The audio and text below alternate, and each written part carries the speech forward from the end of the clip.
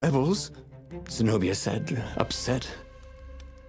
Why would he do this? I don't know. Let's go to the fleet and ask him. Yes. I'll meet you on the mountains. There's something I have to get first. But could he afford to meet her in the mountains? He'd given the Empire the location of the secret rebel base. They would need rescuing.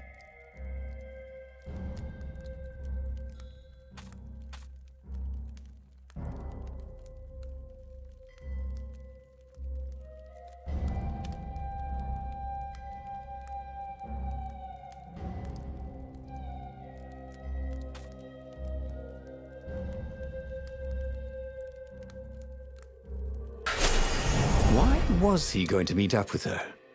Wasn't it more important to rescue the Rebel Council from the almost certain Imperial attack? Why was he in this war anyway? Was it really to fight the good fight, or did he just want to see her again? One of these days, Renato thought, I should really figure out my motives before I pounce. Nah.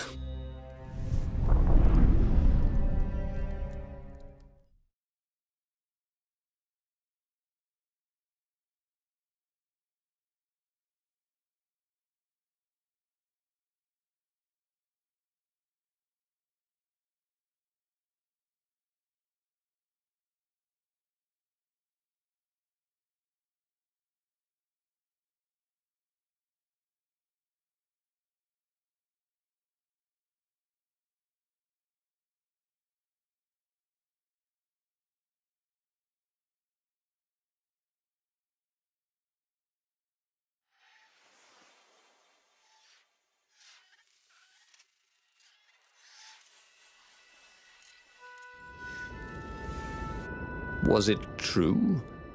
Was he on this adventure just to see Zenobia again? The Imperial heir was not an easy cat to see. Well, she'd ignored all his Kwanzaa gifts. And on the other paw, trying to get a date by joining a war against your intended was, let's say, pretty optimistic. But on the back paw, thought Renato. Yes, it sounded exactly like him. Good. I'm so glad we had this little chat, he told himself.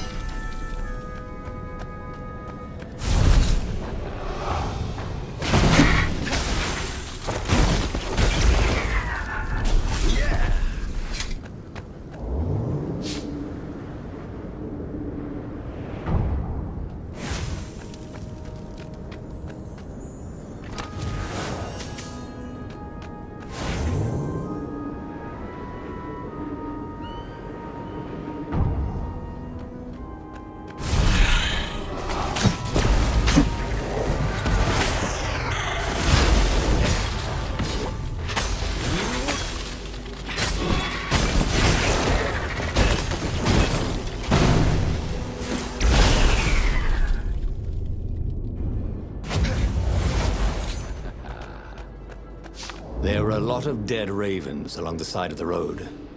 Someone had rampaged through here on a killing spree. What had Zenobia gone to get? He had a chilling feeling it was the Iblis stone. Zenobia was left-handed. A stone could make anyone bloodthirsty. You could tell her style from the blade work and the dead birds.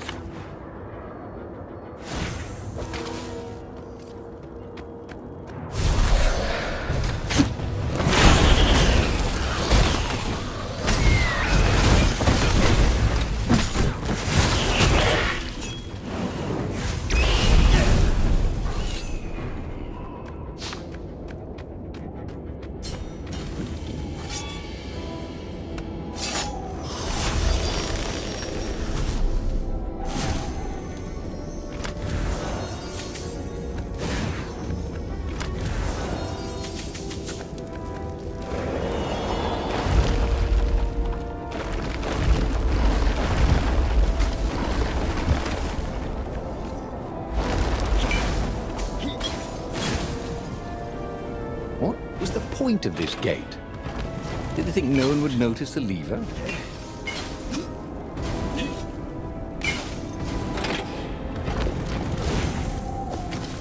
Bernardo wondered what he should do when he found Zenobia. What could he do if she had the Iblis stone?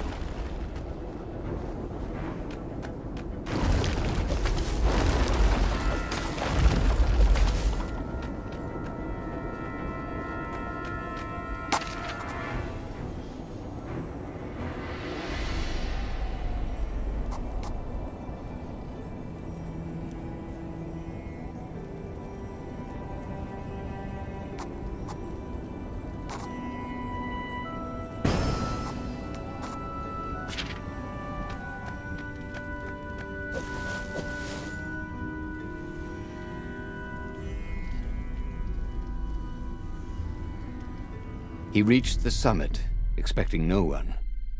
But there she was, steaming, pacing. I'm gonna kill him, she said. I'm gonna kill all his ravens, and then him, and then his family, and all the eggs and tadpoles. And then I'm gonna burn down their pond. Did you go and get the Iblis stone? You see, all these ravens I killed. So much power. Yeah. Great, Bernardo said. You really want power from a demonic rock? You want the stone, don't you? Not really. Good. I'd rather not have to kill you. He told her he loved her, that he wouldn't let the Iblis stone take her, even if he had to die for it. Well, he planned to tell her. Now didn't seem like the right time. She'd probably cool off in a bit. So he let her get in her ship and fly off. He rushed back to the Farfarer and followed her, keeping a healthy distance. Zenobia's ship was just visible through the clouds ahead. How could he reason with her? But he had to. The rebels were down for the count. No wonder. He'd betrayed the location of their base and then he'd abandoned them. And if she became Empress while she was in the grip of the Iblis stone, if she became Empress by murdering her father, she could still be a great Empress. But she could also be a nightmare Empress. She had to be stopped.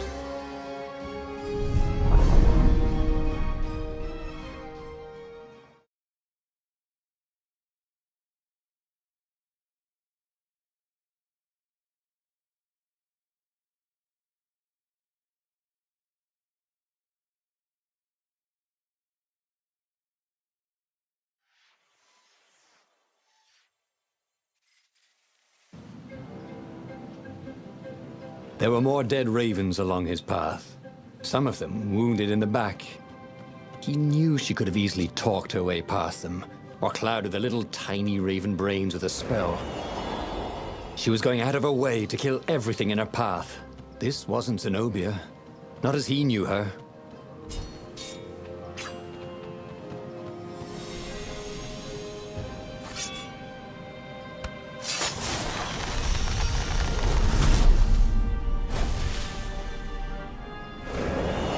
Renato had a feeling that was the back door to something. But what?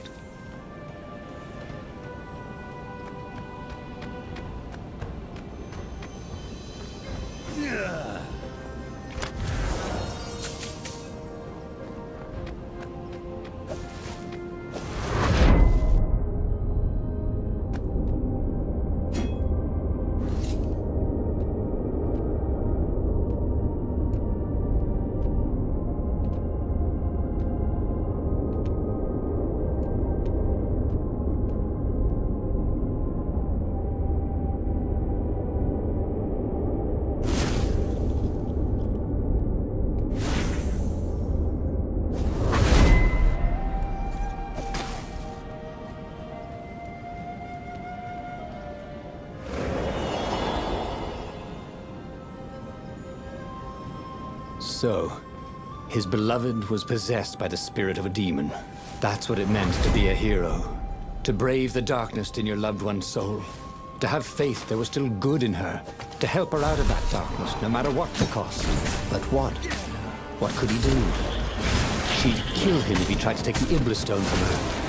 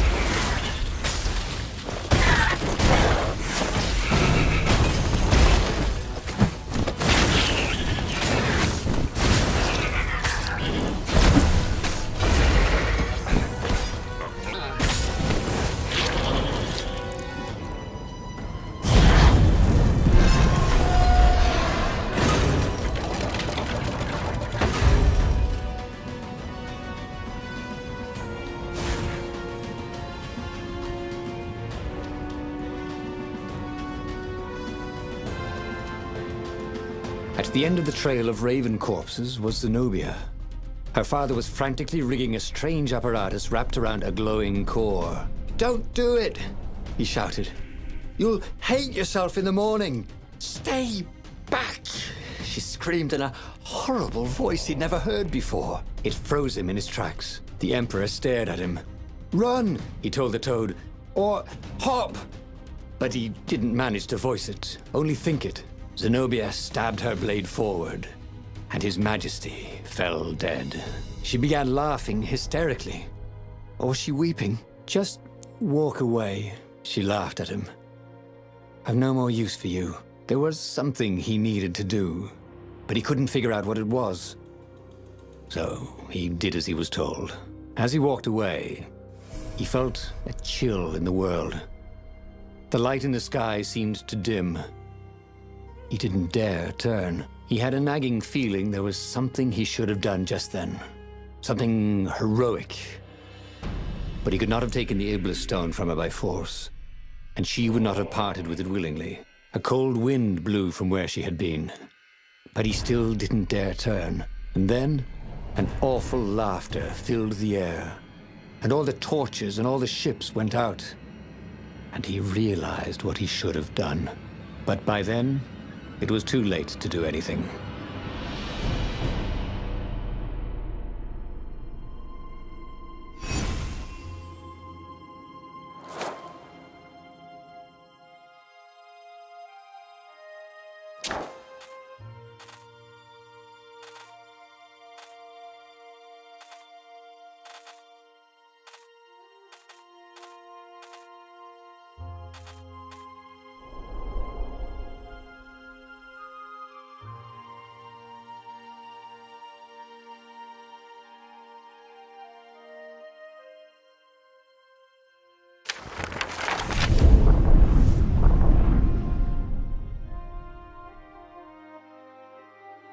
The clouds parted over the Isles of Boreas. It was time to choose. The rebellion was in trouble.